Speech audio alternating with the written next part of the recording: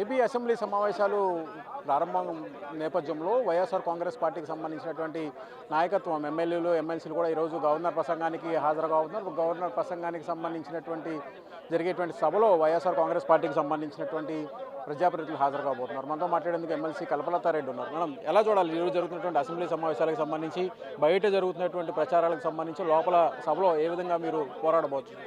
ఈరోజు గవర్నర్ గారి ప్రసంగం ఉంటుంది, 10 గంటలకు స్టార్ట్ అవుతుంది.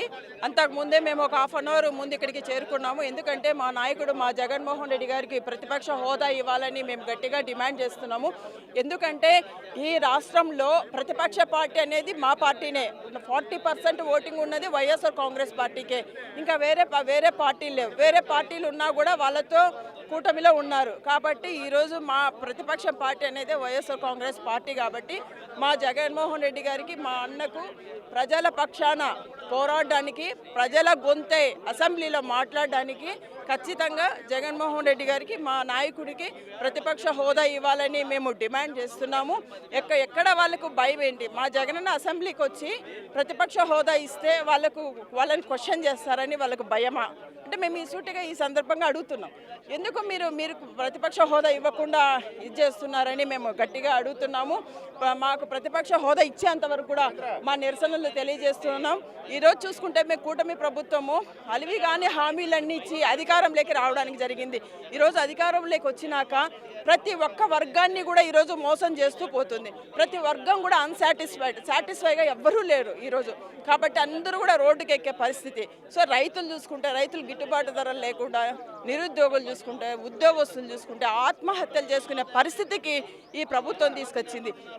వాళ్ళందరి పక్షాన ఈరోజు మా జగన్మోహన్ రెడ్డి గారు వాళ్ళ వెంట ఉండి వాళ్ళ గొంతే వినిపించడానికి ప్రతిపక్ష హోదా అడుగుతున్నాము. ఈ ప్రభుత్వము ఖచ్చితంగా జగన్మోహన్ రెడ్డి గారు మా అన్నకు ఖచ్చితంగా ప్రతిపక్ష హోదా ఇవ్వాలని ఈ సందర్భంగా రిక్వెస్ట్ చేస్తున్నారు. టీటీడీ లడ్డూకు సంబంధించినటువంటి అంశాలు బయట జరుగుతున్నటువంటి ప్రచారానికి సభలో మీరు ఏ విధంగా స్పందించబోతున్నారు? భవిష్యత్ కార్యాచరణ ఎలా ఉండబోతుంది? ఈరోజు నిజంగా ఆ దేవదేవుని ప్రసాదము తిరుమల లడ్డు గురించి నిజంగా ఇంత దుష్ప్రచారం చేయడం అనేది నిజంగా చాలా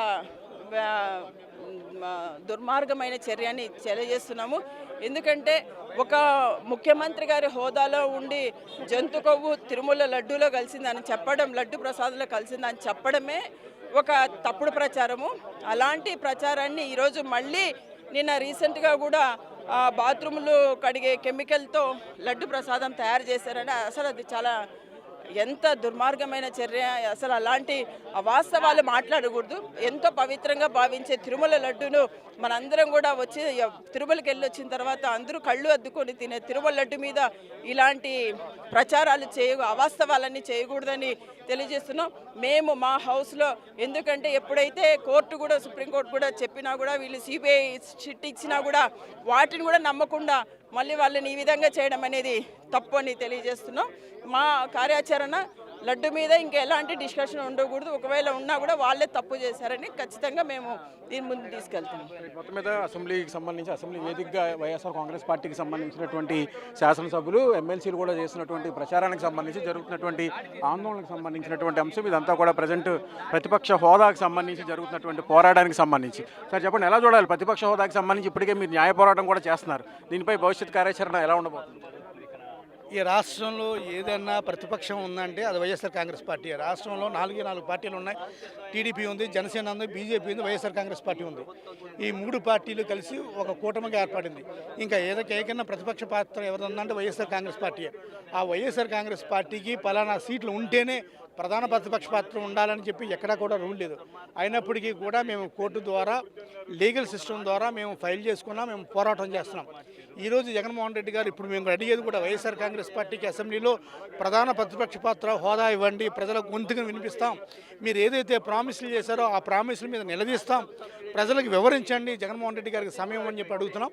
అదే మా ప్రధాన డిమాండ్. ఆ డిమాండ్కి అనుగుణంగానే ఈరోజు ప్రొసెషన్ నడుస్తుంది.